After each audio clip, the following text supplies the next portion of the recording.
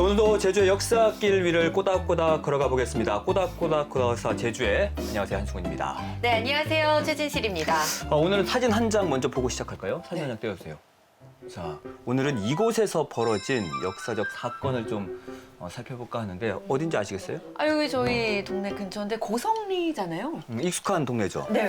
이게 고성에 있는 소금막이라는 곳인데 이곳에 어떤 또 역사적 사건들이 숨겨져 있는지 오늘 이 시간에 자세히 알아보도록 하겠습니다. 이 두 분과 함께합니다. 두 분 안녕하십니까? 어서 오십시오. 네. 안녕하세요. 네, 한 분씩 소개 좀 해주실까요? 예, 저는 제주 흥사단 문화예산 답사회 회장이면서 또 제주 독립운동가 서훈추천위원회 자료발굴위원장을 맡고 있는 고영철입니다. 네, 반갑습니다. 안녕하십니까? 네, 가고요.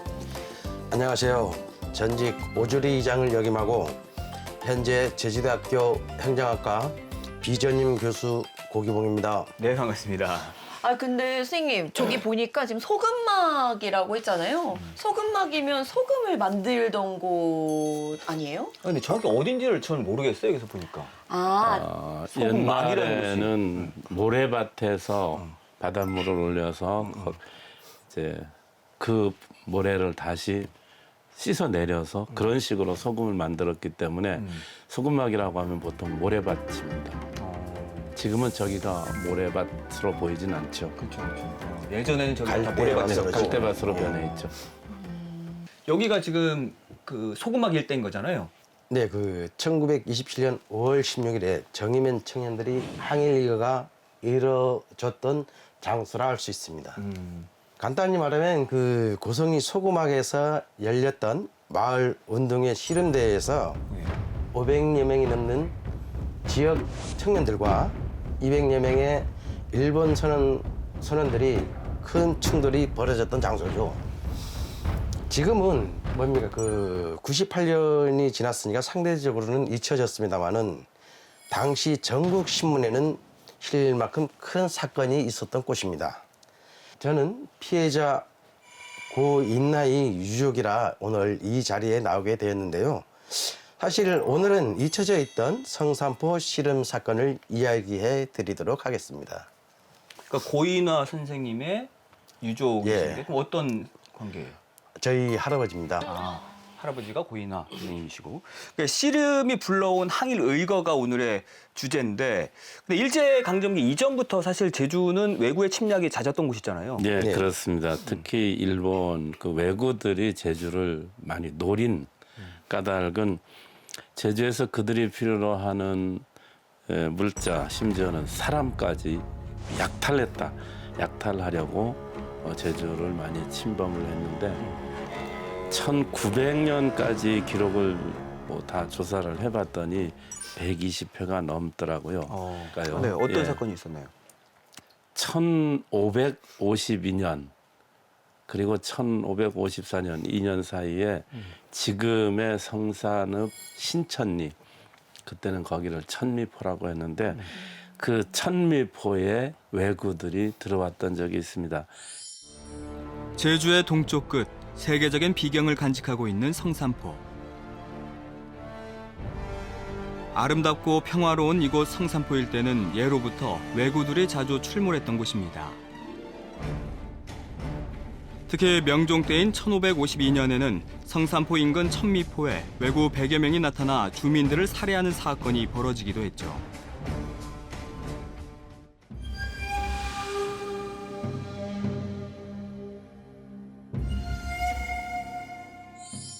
배 한 척이 천미포로 들어와서 포구 옆에 사는 백성들을 살해하고 또 그러니까 다른 마을 사람들까지 다 힘을 합쳐서 그 왜구들을 물리치기는 했지만은 굉장히 큰 손해를 받습니다.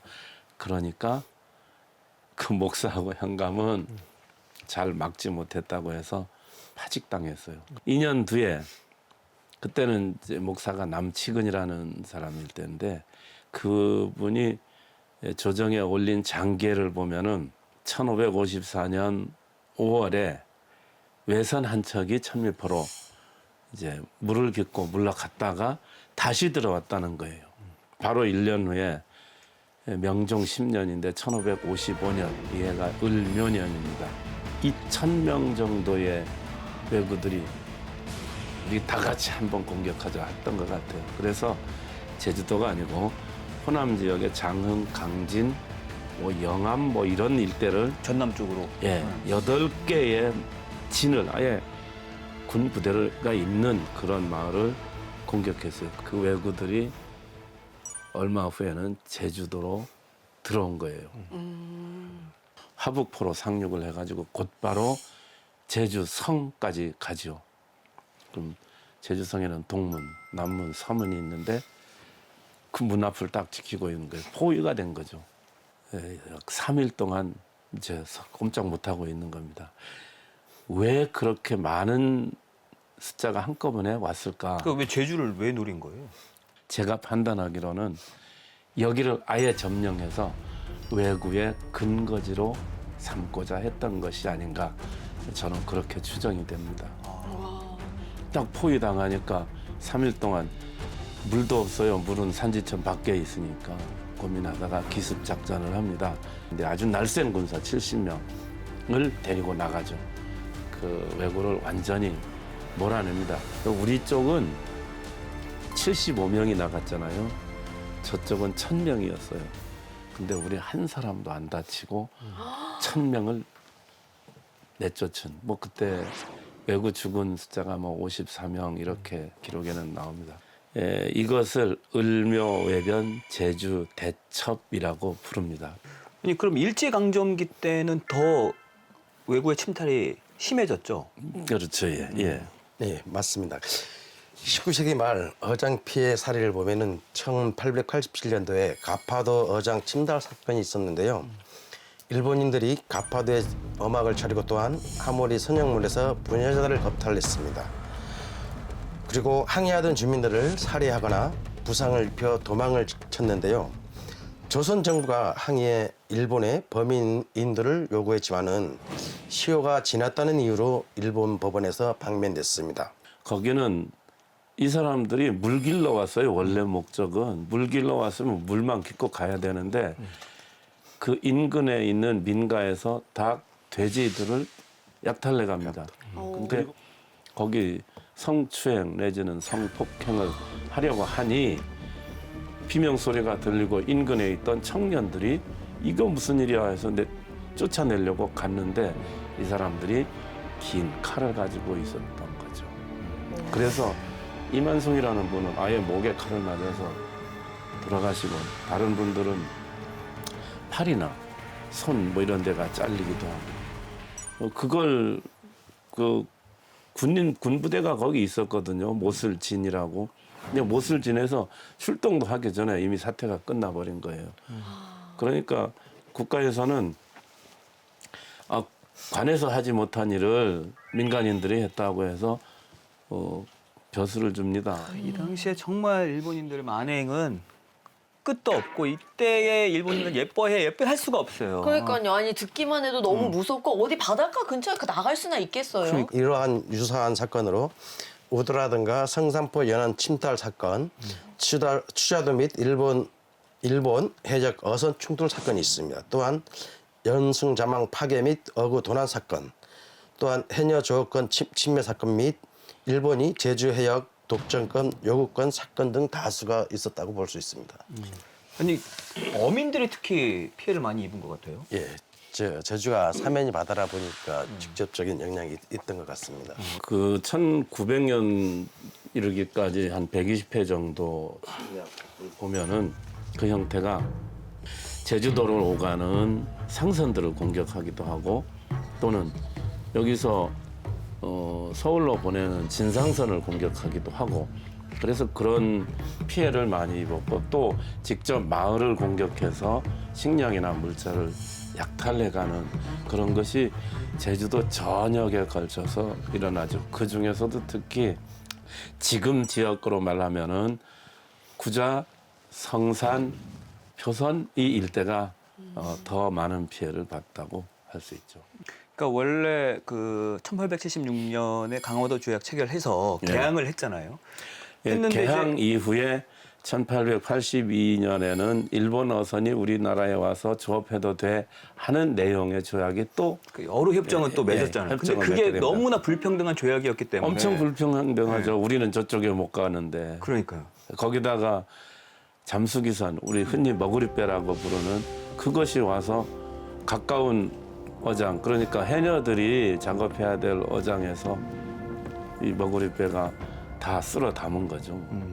그러니까 이 주문들의 분노가 언제 터져도 이상할 게 없는 상황이었을 텐데 근데 이 사건을 또 이끈 주역이 있다고 합니다. 영상으로 확인해 보시죠. 일본의 약탈은 사그러들 줄 몰랐습니다. 성산포에 있는 영주 소비 조합을 이끌고 있는 고은삼.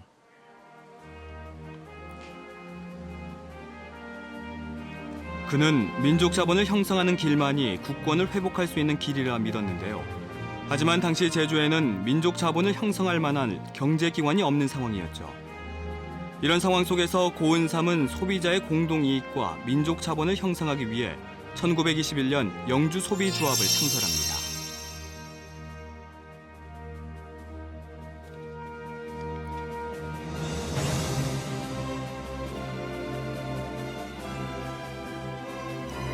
그리고 그는 그 이듬해인 1922년 성산국립보통학교가 문을 여는 데에도 주도적인 역할을 합니다.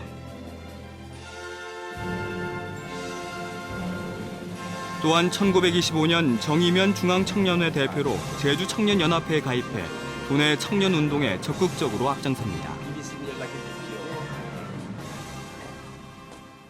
와, 교육부터 소비조합까지 그 중심에는 고은삼 선생님이 함께 계셨네요. 어떤 분이었어요? 고은상 선생은 성산포 항일운동의 주역으로서 성산 주민들을 착지에서 벗어나기 하기 위해서 1921년에 영주 소비조합을 만들었습니다. 또한 민족 자본 형성을 위해 헌신한 분이라 할 수 있어요. 또한 일제 경제적 수탈에 맞서가지고 동포들의 권익을 보호하기 위해 학교 설립에 공헌하는 등 해방 직후 성산면 주민들이 자치와 추대로 그 초대 성산면장으로 부임한 분입니다.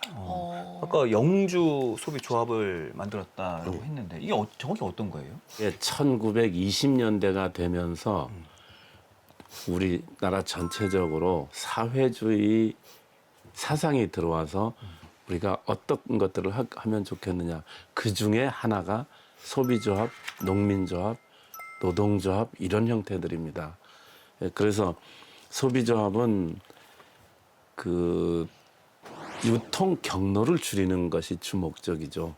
민족자본 얘기에서도 자본이 빈약하면은 우리가 계속 경제적으로 종속될 수밖에 없지 않습니까? 그래서 뭐 경제적 노예 상태 이렇게 전락할 수가 있기 때문에 우리 민족이 주인인 기업을 만들어 나가야 된다. 이제 그런 이제 바탕이 되는 단계로서 소비조합이라든지 이런 운동들이 있었던 것으로 보이겠습니다. 또 조천의 경우는 뭐 산업연구회 이런 걸 조직해서 경제적인 자주 독립을 이룩하려는 노력들도 있었죠. 그러니까 그때만 하더라도 민족 자본이 있어야 그게 곧 국권을 회복할 수 있는 길이다라고 생각을 했었나 봐요. 그렇게 생각을 했습니다. 우리가 아까 초반에 고성리에 있는 소금막 사진을 보면서 정의면 청년들 그렇죠. 그리고 200여 명의 일본 선원들이 싸웠다고 그랬잖아요. 그럼 우리가 사실 오늘 우리가 다루는 이 사건도 정의면 씨름 사건이라고 봐야겠네요. 그렇죠. 왜냐하면 그 당시에 행정구역상 정의면이었고 그 안에 있는 청년들이 다 참여를 했던 거니까. 그렇습니다. 된 거예요. 그러니까 원래 운동회를 주최한 이유가 그 일제를 수탈 속에서 힘들어하던 그건 뭐 주민들의 좀 사기를 높이기 위해서 만든 그렇죠. 거 아니에요? 체육 운동회는 체력 증진, 그 다음은 뭔가를 이게 단합되는 기운을 만들어야 되잖아. 그것이 굉장히 중요한 숨은 목표겠죠. 그런데 왜 갑자기 싸움이 일어난 걸까요? 사건을 영상으로 한번 보겠습니다. 1927년 5월 회장 고은삼을 중심으로 정의면 중앙청년회가 주최하는 대운동회가 열렸습니다.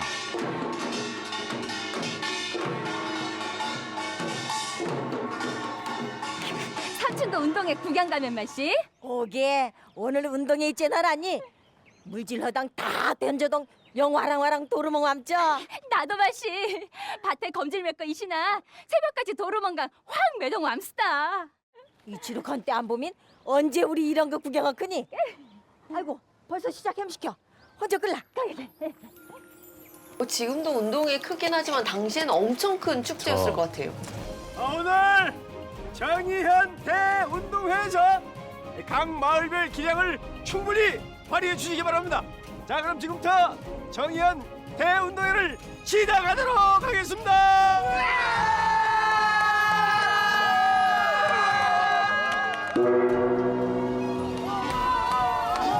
이렇게 해서 성산 일대 주민들이 모여든 가운데 대운동회가 시작됐는데요.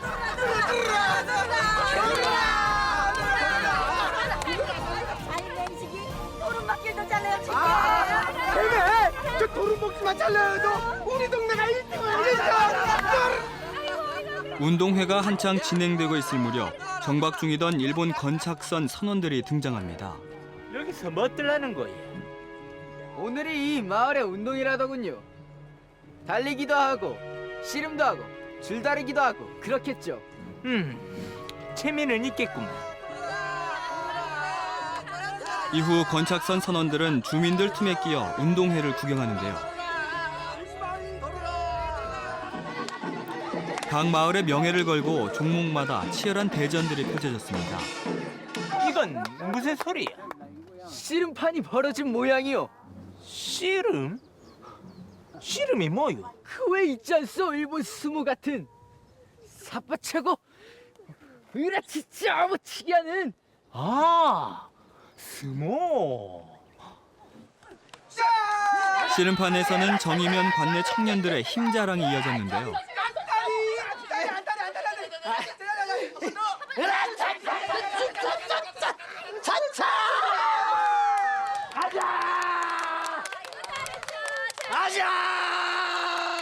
저건 누개서방이라.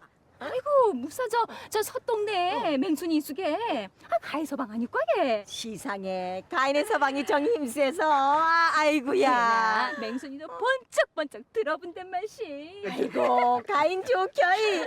힘센 서방 어덩이. 일이란 일은 다 잘넣은 게이. 너무 부치럽게 시리. 자, 다음 출전자 나옵소. 나도 한번 해볼까? 이거 인혁은 아니대요. 곧상 하는 거 아니 베레봐서 무사.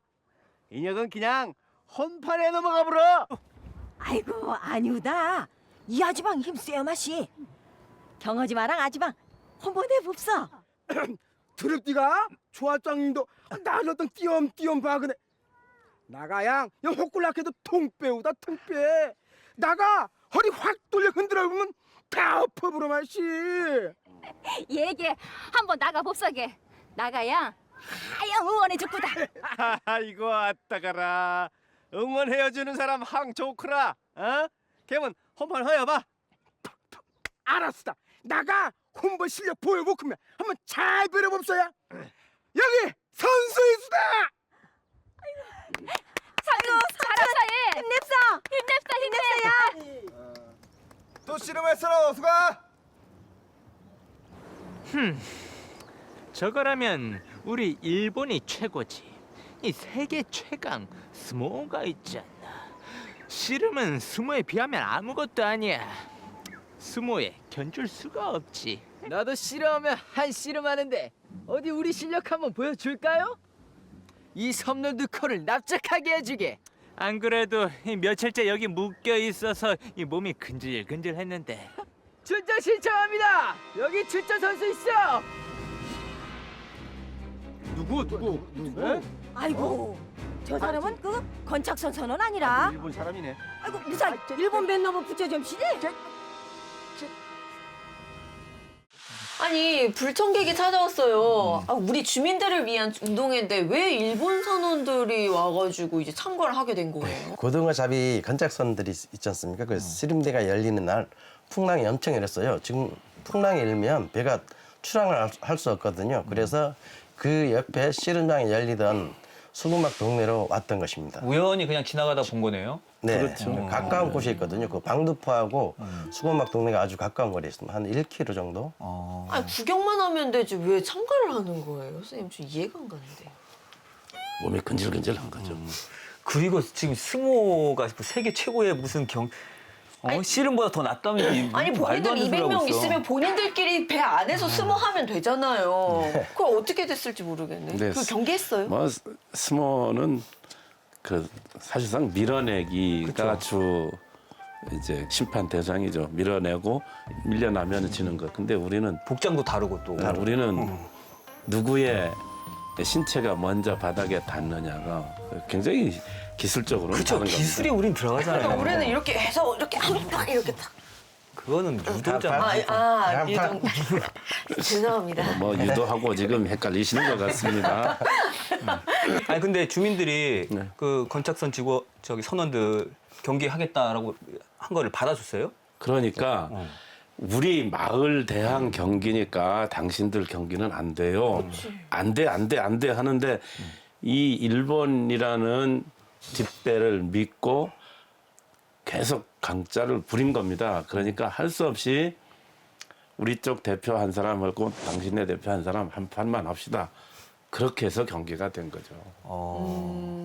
그럼 뭔가 또 경기가 재밌으려면 뭐가 있어야 돼요? 아 뭔가 이제 뭘 걸어야죠. 내기를 해야 될 거 아니에요? 뭔가 내기. 뭐 서로가 잡은 내기를 해야죠. 어획물을 준다던가 몰아주게 하나? 귤로 바꾼다던가. 아니 우리 청년회는 지금 어로 작업 나가지도 않았는데 뭘 받고? 그럼 뭐 귤로 바꿀 수도 있는 네. 거고. 예, 귤 많았겠습니다. 우리 제주도에 귤이 5월달이라 본격적으로 귤이. 진짜 재배된 게 60년대인데 아 1960이요? 자 그럼 전복으로 갈게요. 전복. 5월달에 계열이 없잖아요. 근데 진짜 이건 자존심 대결이었죠. 아 근데 결과가 너무 궁금한데 이겨야 될 것 같은데 뭔가 이겼을 것 같거든요. 일단 결과가 궁금하니까. 한일전은 가위바위보로도 지면 안 돼요. 그러니까 아니 이겼을 것 같은데 과연 어떻게 됐을지 화면으로 영상 함께 보시죠.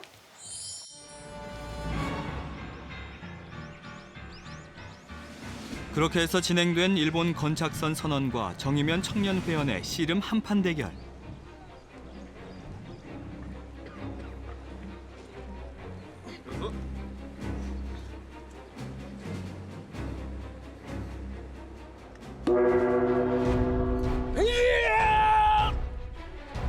자, 한 승부입니다.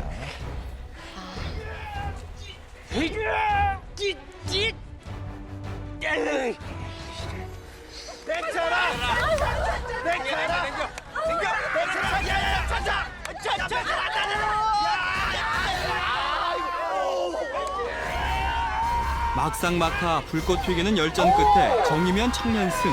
그런데 이거 보시오. 무슨 판정을 그렇게 보시오? 왜 그러시오? 분명히 저 사람이 먼저 땅에 닿았잖소. 심판 판정에 정정당당하게 승복하시오. 뭐야? 당신이 심판을 잘못 봤는데 승복은 무슨 승복? 경기 다시 합시다. 그건 안 될 말이오. 이미 판정이 났지 않소. 재대결은 없소. 왜예? 에이! 이놈이 어디서 레드카드. 아니 뭐 저런 놈들이 다시니 쪽발이 형 쪽발이한테 붙어 사는 주제 감히 이리가 어디는 왕 행패라 희피는 아이고 가만두면 안 되구나. 손 좀 봐사줘. 순식간에 패싸움장이 된 씨름장. 당시 대운동장에 모인 사람들은 200명의 건착선 선원을 포함해 수백 명. 심판 구타를 시작으로 일본인 선원들은 먼저 죽창과 강목을 들고 성산 청년들에게 폭행을 가합니다. 이에 질세라 성산 청년들 역시 맞대응함으로써 사태는 걷잡을 수 없는 집단 소요로까지 번지고 맙니다. 사태가 심각해지자 운동회에 참가하지 않았던 주민들까지 몰려들어 건착선 선원들을 쫓기 시작하죠. 이 과정에서 일본인 선원 2명과 성산포 주민 1명이 목숨을 잃게 됩니다. 이렇게 되자 일본 경찰은 전남 목포경찰서에 지원 요청한 후 임시 검사국을 설치하고 가담했던 성산포 주민들을 검거하기에 이릅니다.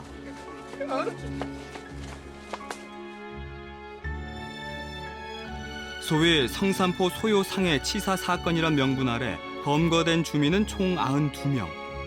이들 중 52명을 목포로 옮겨 조사하고 그중 45명에게 유죄 판결을 내립니다. 때는 1927년 12월 16일. 와, 스포츠맨십이라고는 진짜 이만큼도 보이지 않고 진짜 비겁하네요. 그러니까요. 뭐 오심도 경기의 일부라고 하는데 저 정도 억지와 요구는 너무 심했던 것 같아. 그러니까 뭔가 그 나라를 빼앗긴 분통, 네. 분노 이런 게 있잖아요. 네. 전날 터진 것 같아요. 그러니까요. 그러니까 강목 들고 오죠. 그 일본인 쪽에서가 그걸 자극한 거죠. 맞아. 자기네 뒤에는 일본이 있다.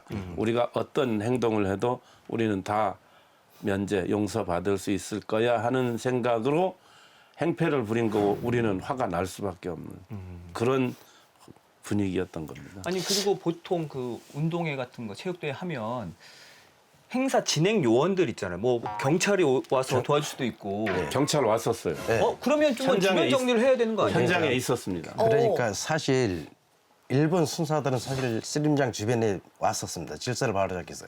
그렇지만 아까 고 선생님께서 말씀하신 것처럼 일본 측 입장에서 일본인들만 주둔했어요. 머리를 했다고. 주둔해가지고 그냥 아예 일본 편을 들어버렸구나. 예. 아, 경찰이요? 그렇습니다. 그게 이 패싸움에 경찰 2사람쯤 있어서 그거 말릴 수 있나요?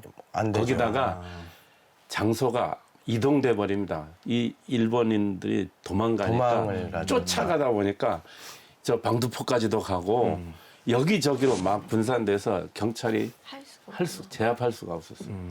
그 정의면 경찰서 주재수는 일본인 도사가 부임한 후에 생산물 착취라든가 노동력 동원 등 이미 주민들은 경찰과 일본인들에게 시달리고 있었습니다. 또한 그날 선원들이 차별과 뭡니까 폭력적인 태도는 아까도 얘기했지만 나라를 빼앗긴 분노를 품고 살아온 이들에게 도화선이 된 거죠, 한마디로. 그래서 일본 어민들이 민족적인 차별 언사와 강압적인 태도만 가만히 두고 볼 수 없던 어민들은 즉각적인 항일 이거를 일으켰다고 볼 수 있습니다. 또한 기록에 따르면 그 연장자 고승원이 그 오지르뿐인데요.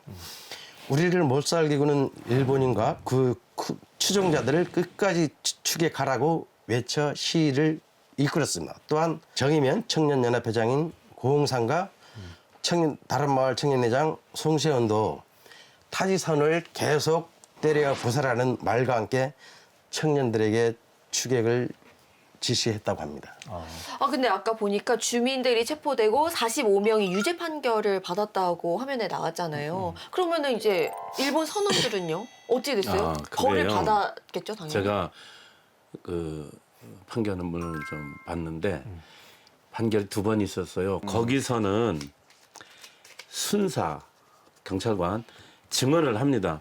선원 측 사람들은 그곳에 있는 몽둥이나 장작 등을 가지고 모두 구타하기 시작했다. 선원들이 구타하기 시작했다. 이렇게 말했어요. 거기다가 선원 약 200명이 갑자기 모두 일어서서 한국인 선원, 일본 배에 탄 한국인 선원들도 지금 여긴 피고로 나옵니다. 그 사람들도 이에 가담했다. 그러니까 단체로 폭력에 가담한 것은 일본인이 먼저인 거예요. 먼저 때리고 또 200여 명이 한꺼번에 다 공격하고 그렇게 한 것을 증언했고 그것을 죄로 인정을 했어요. 그래서 아까 얘기했던 박몽주, 윤정도, 권혜룡, 하정구 이런 사람들은 선원이거든요. 이 사람들도 1년 징역형을 받았습니다. 그런데 왜 또 그런데요? 그런데 말입니다. 복심법원에 가서는 2심. 예, 대구 복심법원에 가서는 이 사람들 이름이 싹 빠집니다. 오? 그러니까 아예 없어진 거예요. 그 이유도 지금 안 나온 거네 그러면. 아, 아니 그러면은 2심이 끝이에요? 그 당시에? 예. 네, 이심으로 끝이죠. 근데 1심에서 2심으로 갔는데 그 본래 주동자들이 다 빠졌거든요. 그러면 주동자들이 빠지는 이유가 과연 무엇일까요? 그 주동자라고 하면은 형을 많이 받았을 거 아니에요 처음에. 3년형을 받은 사람이 3분입니다. 세 분. 그 중에 2분이 무죄 판결이 무죄 납니다. 판결. 그게 누구냐? 고은삼, 송세훈. 송세훈. 그래서 청년들한테 3년형, 1년 6개월형 이렇게 했는데 복심 법원에 가서는 두 분이 무죄 판결이 났다. 이게 묘하지 않습니까? 사실 그 제주에서 체포돼 가지고 목포 형무소로 이송돼 미겔 구류된 사람 처음에는 71명이었습니다. 그 중에서 예심에서 회부된 사람이 제주 도민 우리 지역 주민만 45명이었다는 거죠. 그리고 아까 대구에 갔을 때는 아까 003 시내나 다 빠졌잖아요. 그 사건을 우리가 오늘의 핵심인 것 같아요. 왜? 이거를 그러니까 옛날 신문에 보면 얘들은 치유 소요 사태라고 했어요. 그런데 그걸 사건이 아니라 국가 기록원에 이런 기록이 남아있을 정도면 아주 중요한 사건이거든요. 그래서 그분들은 이 뭡니까 1927년도에 일본이 가장 또 힘든 그 시절입니다. 그래서 그거를 계기로 그 3.1 만시운동 같은 그런 것이 일어날까 봐 그분들을 잠재운 거죠. 아, 무죄로 빼줄 테니 여기서 그냥 마무리 지어라. 예, 그럴 가능성이 매우 크고요. 이것을 민족의 분노 뭐 이런 말을 쓰거나 독립운동이라는 말을 쓰거나 하면은 이게 확산될 가능성이 있잖아요.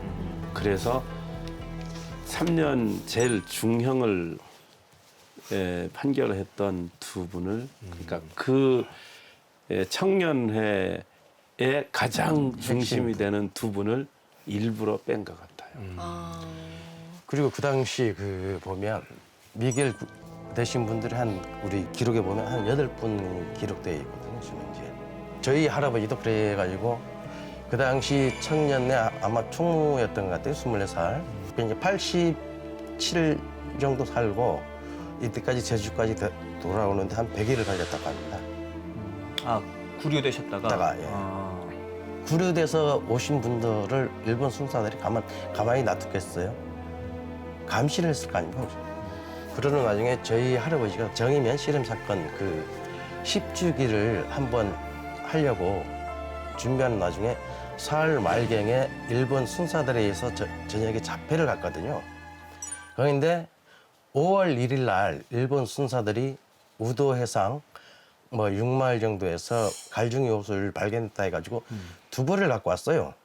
그런데 그 일본 순사들이 그 갈중이가 어찌 저희 할아버지 건 줄 알겠습니까? 그 어떤 증거로? 예, 어떤 그렇죠. 이유로 할아버지 그러면은 할아버지께서는 실종, 행방불명된 겁니까?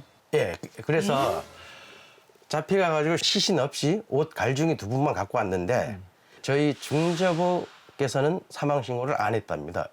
저희 사내는 시신 없이 그냥 옷 두 분만 묻고 장사를 지냈습니다. 그 이야기는 지금 적어도 처음 듣는데 그러면 고문치사 당한 거네요. 고문치사 아니면 뭡니까 1938년도가 1937년대 중일 전쟁을 패배하고 하니까 38년대 제주 분이든 어든 일본으로 막 동원시켰잖아요. 그래서 글로 동원돼 가 있는 건지 아니면 그걸 모르는 거죠. 아직까지도.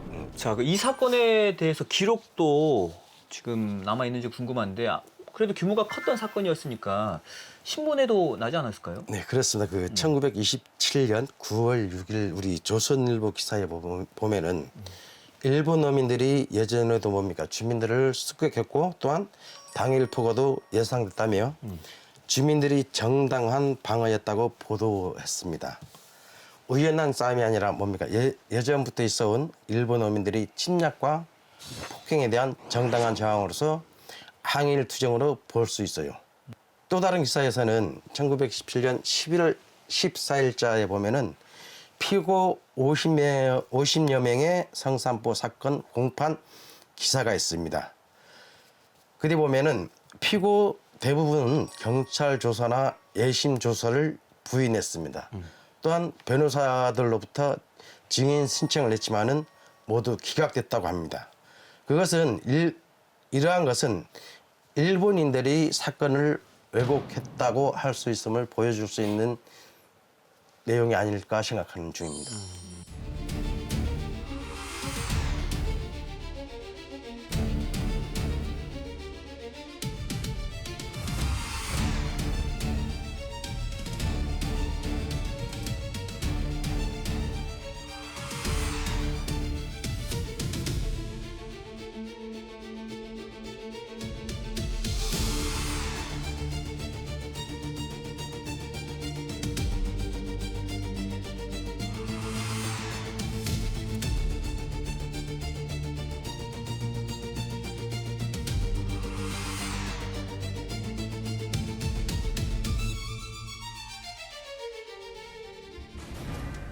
이 일로 성산 주민 40여 명에게 실형이 내려집니다.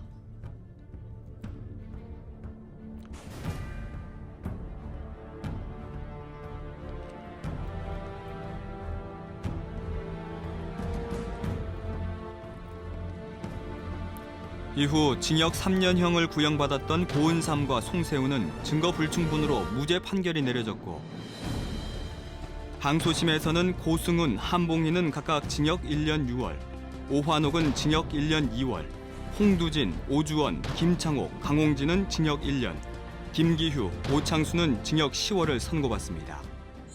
광주 학생운동하고 비교해 보면은 거기서도 일본인 학생이 조선인 여학생을 먼저 성추행하고 그다음 항의하는 그 동생을 집단 구타하고 그다음 우리 많은 학생들하고 부딪혀서 그쪽이 이제 다치기도 하고 똑같은 거예요.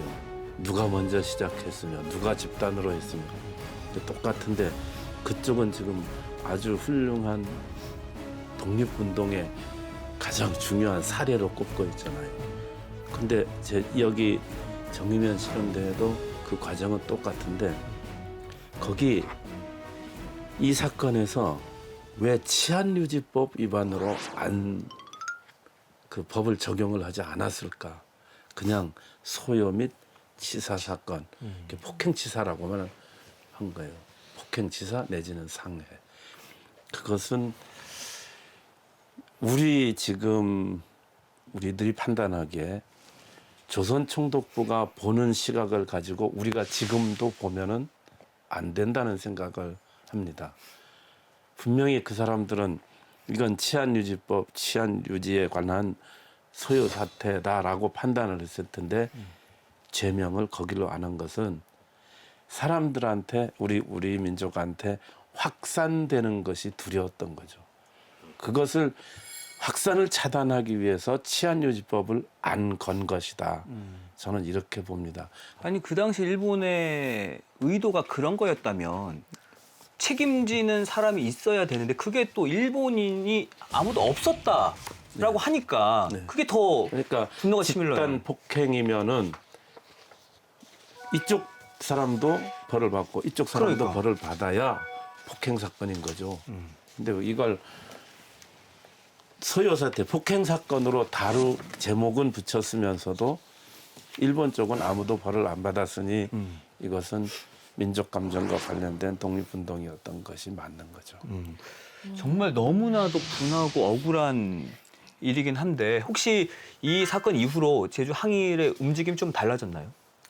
1928년에는 지금의 제주 북초등학교인데 당시 제주 공립보통학교 거기에서 대자보가 붙는 사건이 있었고 31년에는 조천초등학교에서 일본 국가 재창 거부 사건도 있었고 또 잘 아시다시피 31년 1월부터 장소는 세화리 중심이고 주동자를 따지면 하도리 분들이 많았는데 인근에 정의면 사람들 많고 우도 사람들 많고 이 동네 사람들이 해녀들이 수개월 동안 7개월 넘게 투쟁을 벌인 것 이런 것들도 다 그 연장선에 있다 이렇게 볼 수는 있겠죠. 아니 근데 다시 돌아가면 그러면은 이 사건 그러니까 정의면 씨름 사건은 단순히 폭행 그리고 상해 치사로만 기록이 되어 있는 거잖아요. 그러면은 맞습니다. 이분들이 독립유공자로 지금 인정을 받고 있는 게 아닌 거잖아요. 아닙니다. 지금까지 그 98년이 지나도록 재조명이 되지 않아 가지고 아직까지도 독립유공자로 인정을 받지 못하고 있습니다. 하지만 아까 좀 전에 얘기했지만 이 사건은 단순 폭행 사건이 아닙니다. 우리나라 사람들에 대한 강압적 태도와 당시 일본인들이 저지른 만행이라든가 노략질 등으로 봤을 때는 항일 감정이 폭발한 항일 이후로 봐야 된다고 저는 생각합니다. 제가 그 서훈 추천위원회라는 그 일을 해보니까 신청서를 내면은 거기에다가 독립운동 성격이 불분명함 예. 이게 문장 짧은 한 문장 정도로 회신이 옵니다. 그다음 어떤 경우는 증거 자료가 부족하고 뭐 이렇게 오는데 지금 이 사건인 경우는 증거 자료는 얼마든지 있잖아요. 판결문만 있으면 되는 거고 그 당시 신문들도 있고 그런데 정부가 판단을 안 해주는 거죠. 판단을 독립운동이라고 판단을 안 해주는 거예요. 그러니까 이 사건의 제목이 소요라고 한 것처럼 또는 뭐 폭행치사한 것처럼 단순히 폭행 사건으로만 지금도 보고 있다. 아니, 그러면 이제 항일 의지가 결집한 투쟁으로 볼 수 있게끔 뭔가 다시 재조명을 해볼 필요가 있을 것 같은데 저는 어떻게 이렇게 해야 될까요? 생각합니다. 재조명 반드시 필요하다. 학자들을 모시고 토론회를 열고 아니면은 공청회식으로 뭐 또 의견을 받아보기도 하고 그렇게 하면서 우리 사회 분위기도 아 이거 독립운동 맞다 이렇게 인식되도록 하면서 벌 받았던 그분들의 후손들이 좀 아직 많으니까 어떤 단체를 만들어 가지고 좀 조직적으로 단체로 한번 신청을 해보면 어떨까 저는 그런 생각이 드네요. 지금까지 또한 제대로 조명받지 못했지만은 이제는 이 사건의 성격을 항일 투쟁의 흐름 속에서 봐야 되며 재조명이 필요한 시간이라 생각합니다. 주민자치의 예산안을 계속적으로 저희들이 요청을 했으나 좌절됐습니다. 왜? 우리 주민자치 회원들이 대부분 성산 지역만이 아니고 외지 분들도 많이 공유되잖아요. 그래서 그런 인식 조명에 좀 어두웠던 것 같아요. 제가 이장직을 하면서 저희 마을 체육대회를 했습니다. 그래서 이거는 재조명이 필요하고 알려야 되겠다 해가지고 저희들 체육대회 팜플렛에다가 뒤에다 오는 도의원이든 뭐든 재조명 이걸 전부 다 배포했습니다. 그렇게 함으로써 작년에 보훈청에 문의를 했고 또한 지난 6월에 이걸 가지고 박 지역에서 일단 토론회를 1차적으로 시작을 했거든요. 그래서 이런 것은 저희들이 아까 구 선생님께도 말씀하셨지만 후손들이 지금 98년이 지나다 보니까 후손들이 거의 다 사라질 지경이에요. 그러니까 그 전에 자료 수집할 수 있도록 지역 주민들이 뜻 있는 지역 주민들이 적극 나서야 되지 않을까 생각합니다. 근데 그런 것들을 이제 관심 있는 몇 사람은 가지고 있는데 많은 사람한테 널리 퍼지도록 하는 것은 또 뭐 저도 해야 될 일이고 또 이렇게 어떤 조직에서 하면 좋겠다는 거죠. 그리고 방송의 힘도 한번 빌려 보십시오. 예. 제가 이걸 알리기 위해서 처음 박사학위를 받으면서 이 책을 그냥 만들어봤어요. 보도 자료 및 이런 기사 내용 그리고 아까 지금 국가기록원 판결문을 요청을 했던 거고요. 앞으로 이러한 지난 6월 토론회 및 이런 방송을 계기로 분명 재조명이 일어나리라 봅니다. 네, 뭐 지금부터가 예, 첫 시작이죠. 예, 디딤돌이라 생각. 지금 그 큰 사건들 중에 아직도 안 된 것이 이 사건 후에 있었던 추자도 어민항쟁, 그다음에 1937년에 잡혀갔던 무국대도 사건 이런 것이 아직 제대로 조명을 못 받고 있거든요. 우리 지방자치단체라든지 제주보훈청도 좀 노력을 해야 될 일이고 저도 좀 참 관심을 가지고 일을 하는데 이 민간단체 즉 개인이잖아요. 너무 막히는 벽이 많아서 힘들더라고요. 그래서 적어도 관에서 좀 나서줬으면 하는 생각입니다. 네, 오늘 이 사건을 다시 돌아보면서 저는 확실하게 느꼈습니다. 이 정의면 씨름 사건은 단순한 폭행 사건이 아니다. 이거는 정말 제주인의 강렬한 독립 의지가 드러난 투쟁이자 네. 그냥 독립운동이라고 말하고 싶어요. 그렇죠. 네. 어쨌든 다시 재조명이 필요한 시점인 것 같은데 꼭 좋은 소식이 이어졌으면 좋겠네요. 맞아요. 저도 오늘 이 시간 함께하면서 저는 바로 옆 동네 표선면 사람인데도 성산읍에 그러니까 정의면에 이런 일이 있었다는 것 자체도 몰랐어요. 그래서 아까 그 뒷면에 그런 내용들을 우리 후손들이 좀 알아가면서 또 이런 시간이 좀 쌓이고 그리고 또 더 밝혀지고 더 알려지면서 나중에 이제 독립운동에 대한 역사가 제대로 나중에 좀 기억 기억되지 않을까라는 생각을 좀 해봅니다. 네. 그러면 또 그분들이 또 독립유공자로 선정이 될 수 있겠죠. 네. 자, 오늘 우리가 나눈 이야기처럼 이게 또 다른 어떤 움직임의 시작이 되길 바라면서 오늘 이 시간 마치도록 하겠습니다. 함께해 주신 두 분 고맙습니다. 예, 감사합니다. 고맙습니다.